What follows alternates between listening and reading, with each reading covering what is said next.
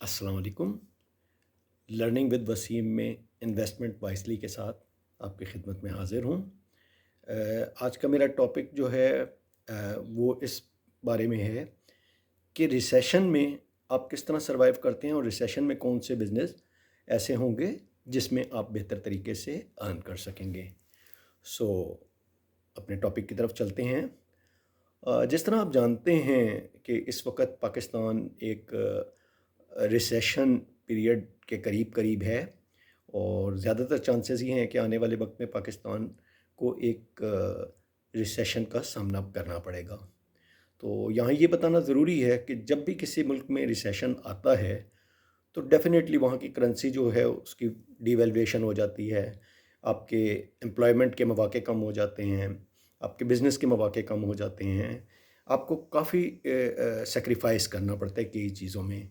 तो अक्लमंद वही होता है जो आने वाले वक्त के लिए पहले से ही थोड़ी सी तैयारी करके रखे। तो चूँकि मैं हमेशा आपको बताता हूँ कि किस तरह अपनी सेविंग करनी है, किस तरह अपने इन्वेस्टमेंट करनी है, कैसे आपने कामयाबी के साथ अपने टाइम को बचाना भी है, उसमें सेव भी करना है और इन्वेस्टमेंट भी करनी है। सो आज मैं आपसे कुछ चीज़ें शेयर करूँगा, लेकिन उससे पहले मैं थोड़ा-सा बैकग्राउंड बता दूँ। आप जानते हैं कि इस वक़्त पाकिस्तान का पीरियड ऐसा है जिसमें वो रिसेशन से करीब तरीन है, क्योंकि आने वाले महीनों में जून-जुलाई में उसने एक बड़ी अमाउंट डेट की पे करनी है, जो कि तकरीबन 3 अरब डॉलर के करीब है। दूसरी तरफ अभी तक आईएमएफ से कोई एज़ सच कोई एग्रीमेंट नहीं हो पाया जिससे उसको कोई हेल्प मिल सके। तीसरी तरफ जो दोस्त ममालिक से भी जो उसको आमदनी हुई है वो भी जो उसको सेविंग्स की मद में या जो अमाउंट थोड़ी सी हेल्प की मद में मिली है वो इतनी ज़्यादा नहीं है कि वो इसके रिसेशन पीरियड को आराम से गुजार सके। इसी तरह जो इस वक्त हमारी एक्सपोर्ट है उसके मुकाबले में हमारी इंपोर्ट ज़्यादा है, तो इंपोर्ट और एक्सपोर्ट का जो डिफरेंस है वो भी हमें काफ़ी ज़्यादा क्लिक करता है और उसमें हमारा जो डेफिसिट है, जो गैप है हमारा, वो बढ़ जाता है। इंपोर्ट और एक्सपोर्ट की रेमिटेंस का गैप बढ़ जाता है। सो ज़्यादा चांसेस यही हैं कि हम रिसेशन से करीब तरीन होते जा रहे हैं, लेकिन इस रिसेशन के पीरियड में अगर हम वाइसली इन्वेस्ट करते हैं और अपनी चीज़ों को पहले ही हम प्रिपेयर होते हैं कि उसको किस तरह लेके चलना है, तो उस सूरत में हम काफ़ी सारी चीज़ों से, काफ़ी सारे ख़तरात से बच सकते हैं और स्मूथली अपने टाइम को भी निकाल सकते हैं और टाइम को निकालने के साथ साथ हम ऐसी जगह में इन्वेस्ट कर सकते हैं जो रिसेशन पीरियड में भी हमारे लिए बेनिफिशियल हो सकती हैं। तो टॉपिक की तरफ आते हैं। सबसे पहले तो मैं आपको ये बताता हूँ कि जब आप रिसेशन पीरियड में हों, अगर आप बिज़नेस में इन्वॉल्व हों, तो आप देखिए कि आप क्या इन बिज़नेस से रिलेटेड हैं। अगर इन बिज़नेस से रिलेटेड हैं जो कि रिसेशन पीरियड में ग्रो करती हैं, तो डेफ़िनेटली आप बेहतर पोज़ीशन पे जाएँगे। आपके लिए रिसेशन कोई बहुत डरावना ख्वाब नहीं होगा। लेकिन अगर आप किसी जॉब में हैं या किसी ऐसे बिज़नेस में हैं जो इन बिज़नेस से रिलेटेड नहीं है, तो इट्स टाइम कि आप थोड़ा-सा सोचें और इन बिज़नेस में इन्वेस्ट करें। अब इन बिज़नेस में इन्वेस्ट करने के 2-3 तरीके हो सकते हैं। एक तरीका तो ये हो सकता है कि आप खुद डायरेक्टली इस बिज़नेस में इन्वॉल्व हों, बट डेफ़िनेटली उसके लिए आपको एक्सपीरियंस की ज़रूरत है, उसके लिए आपको एक कैपिटल की ज़रूरत है, उसके लिए आपको एक फंड्स की ज़रूरत है। तो अगर तो ये चीज़ें हैं तो वेल एंड गुड, ये तो बहुत अच्छी बात है। लेकिन अगर आप एक सर्विस ओरिएंटेड जॉब से ताल्लुक़ रखते हैं, आप किसी जॉब में हैं, आप किसी गवर्नमेंट जॉब में हैं, आप किसी प्राइवेट जॉब में हैं या आप किसी ऐसे बिज़नेस से रिलेट करते हैं जो इनके साथ रिलेटेड नहीं है, इंडस्ट्रीज़ के साथ, तो फिर आपके लिए क्या क्या स्टेप्स होने चाहिए? तो मैं आपको वो इंडस्ट्रीज़ बताता हूँ जिसमें आप इन्वेस्ट कर सकते हैं। तो फ़र्स्ट ऑफ़ ऑल तो सबसे पहली इंडस्ट्री जो होती है वो आपकी होती है हेल्थ केयर इंडस्ट्री। हमेशा याद रखें, जब भी किसी मुल्क में रिसेशन आता है, तो जो हेल्थ केयर इंडस्ट्री होती है ये हमेशा ग्रो करती है। उसकी वजह है कि रिसेशन में आपकी जो मेडिसिन है ये ऐसी चीज़ है कि हेल्थ केयर इंडस्ट्रीज़ में मेडिसिन हो गई, हॉस्पिटल्स हो गए, क्लिनिक्स हो गए, डॉक्टर्स हो गए, तो डेफ़िनेटली ये एक आम आदमी की ज़रूरत है। इसको आपने इस्तेमाल करना ही करना है। इवन आप किसी और चीज़ में सेविंग भी कर लेंगे, तो फिर भी आपने इन जगहों हेल्थ केयर की इंडस्ट्री को डायरेक्टली और इनडायरेक्टली यूज़ करना ही करना है। सो हेल्थ केयर इंडस्ट्री ऐसी इंडस्ट्री है कि जिसमें आप रिसेशन पीरियड में भी इन्वेस्ट कर रहे होते हैं, आप उसमें पे कर रहे होते हैं। दूसरी इंडस्ट्री आपकी है एजुकेशन। देखें, एजुकेशन नॉर्मली मुल्कों में दो तरीके से होती है, एक तो प्राइवेट लेवल पे होती है और एक गवर्नमेंट लेवल पे होती है। तो गवर्नमेंट लेवल पे आमतौर पे गवर्नमेंट उसको फ्री ऑफ कॉस्ट प्रोवाइड करती है, बट या बहुत नॉमिनल चार्जेस पे करती है, बट उसकी quality as far as Pakistan is concern वो इतनी ज़्यादा अच्छी नहीं होती। हाउएवर जो आपकी प्राइवेट एजुकेशन है वो बड़ी महंगी है। अच्छा, रिसेशन में ये और ज़्यादा महंगी हो जाती है, बट अगेन ये आपकी मजबूरी है, क्योंकि आपने अपने बच्चों को एजुकेशन देनी ही देनी होती है। साइमल्टेनियसली रिसेशन में ये इसलिए भी इसकी डिमांड बढ़ जाती है कि आप मल्टीपल एक्सपीरियंस लेते हैं एजुकेशन से, आप मल्टीपल एक्सपीरियंस लेना चाहते हैं। लाइक फॉर आपकी फील्ड अगर सेल्समैन की है, तो रिसेशन पीरियड में आप देखते हैं कि कंप्यूटर इंडस्ट्री ग्रो कर रही है, तो आप उसकी भी एजुकेशन लेते हैं, एडिशनल कोर्सेज करते हैं। तो ये वो इंडस्ट्री है जो अगेन ग्रो करती है रिसेशन पीरियड में। तीसरी जो आपकी इंडस्ट्री है वो है रिटेलर्स डिस्काउंट्स। देखें, रोज़मर्रा की चीज़ें जो हैं वो हम लाजमी तौर पे डेली इस्तेमाल करते हैं और वो हमें करनी भी पड़ती हैं। तो रिसेशन पीरियड में जब आदमी की इनकम थोड़ी सी कम हो जाती है या उसकी इनकम थोड़ी सी लिमिटेड हो जाती है, या इन केस कुछ केसेस में आपकी जॉब ख़त्म होने या उस सूरत में आपकी इनकम बहुत आप सिर्फ सेविंग पे गुजारा कर रहे होते हैं, तो डेफिनेटली आप हर उस चीज़ की तरफ जाते हैं जो आपको डिस्काउंटेड मिले, या लाइक आप अगर खाने की चीज़ें लेते हैं तो आप कोशिश ये करते हैं कि आपको डिस्काउंटेड मिले। आप अगर पहनने के लिए कोई कपड़े लेते हैं तो आप कोशिश करते हैं आपको डिस्काउंट मिले। तो ये वो इंडस्ट्री है रिटेलर्स की जिसमें जहाँ डिस्काउंट मिलेगा वो भी आपके रिसेशन पीरियड में ग्रो करेगी। उसके बाद आ जाते हैं हम उससे अगली चीज़ पे। तो उससे अगली जो चीज़ है वो है यूटिलिटीज़। देखें, आपका रिसेशन पीरियड भी हो तो आपने इलेक्ट्रिसिटी भी यूज़ करनी है, आपने वाटर भी यूज़ करना है, आपने गैस भी यूज़ करनी है। तो ये वो सारी चीज़ें होती हैं जो आपको रिसेशन पीरियड में भी आपकी ज़रूरत होती है और आपने इसको इस्तेमाल करना ही करना होता है। सो रिसेशन पीरियड में इसकी डिमांड थोड़ी सी और बढ़ जाती है, क्योंकि सम टाइम आप वर्क फ्रॉम होम कर रहे होते हैं और सम टाइम आप तो ये यूटिलिटी इंडस्ट्री भी हमेशा ग्रो कर रही होती है रिसेशन पीरियड में। उसके बाद हम फर्दर आ जाते हैं, तो नेक्स्ट हमारी जो है वो है food and beverages business. Again, क्योंकि फूड एंड बेवरेजेस ऐसी चीज़ है कि जो हमें हमारी ज़रूरत है और ये हमें इस्तेमाल करनी ही करनी होती है, तो फूड एंड बेवरेजेस इंडस्ट्री भी रिसेशन में के पीरियड में ग्रो करती है।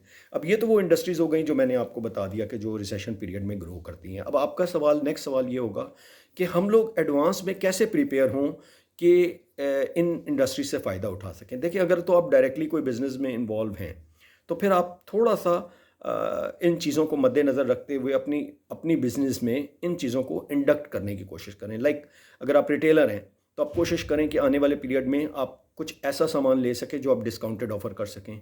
अगर आप यूटिलिटीज़ से इन्वॉल्व हैं तो आप कोशिश करें कि आप उन यूटिलिटीज़ के ऐसे कॉन्ट्रैक्ट इन एडवांस कर सकें ताकि जब आप बाद में रिसेशन पीरियड में ये यूटिलिटीज़ प्रोवाइड करें तो सस्ते दामों में कर सकें, कंपटीशन में कर सकें, ताकि आप उसका मेजर बेनिफिट उठा सकें। इसी तरह अगर आप एजुकेशन इंडस्ट्री से इन्वॉल्व हैं तो डेफिनेटली आप अपने आप को प्रिपेयर करें ताकि फ्यूचर में जब रिसेशन पीरियड हो तो आप एजुकेशन बेहतर तरीके से प्रोवाइड कर सकें और उसका बेनिफिट ले सकें।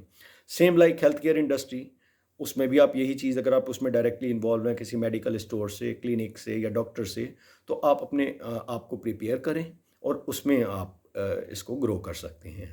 अब ये तो चीज़ें थी कि उन बिजनेसमैन के लिए जो डायरेक्टली इन्वॉल्व हैं। लेकिन अगर आप डायरेक्टली इन बिजनेस में इन्वॉल्व नहीं हैं या आपकी इन बिजनेस में कोई एक्सपर्टीज़ नहीं है, तो फिर आप क्या करें? तो फिर आपके लिए बेस्ट तरीका ये है कि जो आपकी सेविंग्स हैं वो आप ऐसी जगह पे इन्वेस्ट करें जहाँ ये इंडस्ट्रीज़ हों, ताकि आप रिसेशन पीरियड में इनसे बेनिफिट एक्यूमुलेट कर सकें।